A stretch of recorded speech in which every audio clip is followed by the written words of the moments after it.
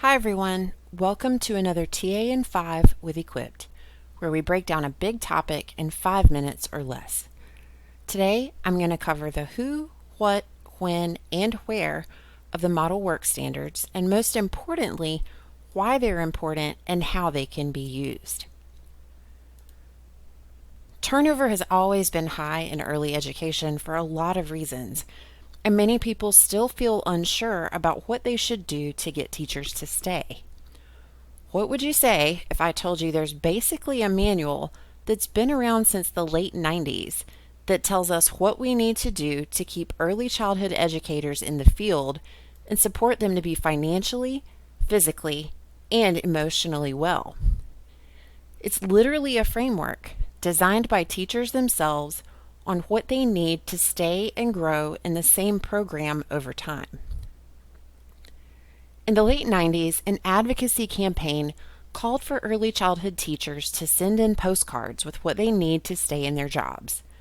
These postcards were sorted, themed, and written into what we call the model work standards, and there's two versions. One is for centers, and one is for family child care owners, because both are equally important, but their needs don't always look the same. The model work standards, both for centers and homes, are organized into categories, where the heading of that category gives you the big picture idea of what it's about, but there's multiple smaller steps under each category that combined create a vision of what that element looks like at its best. As an example, Standard 3 is employment policies and practices. You'll notice there are a lot of statements listed underneath the standard because none of them alone would mean you have great hiring practices. It takes all of them together to be a fair, equitable, and sustainable employer. It wouldn't make sense to have a clear job description and be hired to perform the duties of that job and later be moved to a different position or role without any training for that role, or to move people around without prior notice or consent.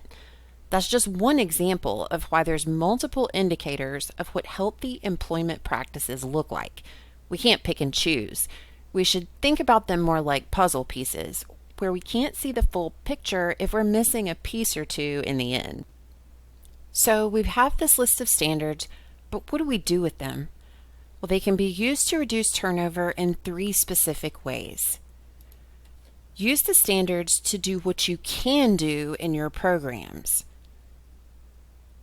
Advocate for policies and support to do the things you can't do on your own in your programs. And for communities, funders, and policymakers, create policies and provide funding that make the statements in these books true. You're the ones who hold the key for programs to really make this happen, and you'll also benefit from the long-term rewards of healthy, sustainable early education for all children. Programs and family child care owners can use these as a self-assessment tool, and for programs, they're meant to be considered by all staff to determine what you're doing well and what areas might need some work. Collectively, staff can determine an action plan that's feasible and attainable, and yes, this does take time, work, collaboration, and it won't always be sunshine and rainbows because we don't always see things in the same way. Ultimately, collective decision-making is part of what makes working on the model work standards build a stronger staff. We have to be able to have the hard conversations, grow in our own self-awareness, and work to understand the experiences of others we work with. You'll notice there's some things you just can't do on your own. And that's where advocacy steps in. For example, we know the nature of operating as a business means that we're charging more than families can afford, but not enough to cover the true cost of quality.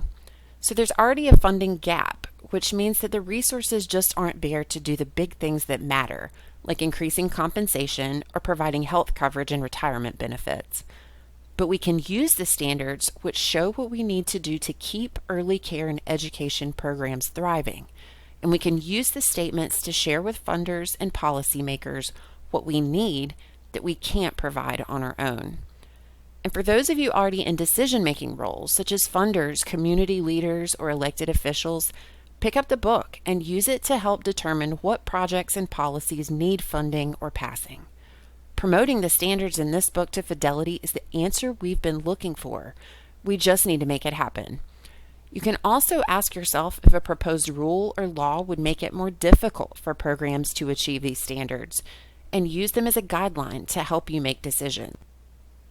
Take a look at the model work standards online, share them with your coworkers, families, and policymakers. Start having conversations around what's going well and what we need to work on. The model work standards are still here because early educators still need the same things to stay in their jobs, and they still aren't getting them. Let's take the model work standards and make it happen.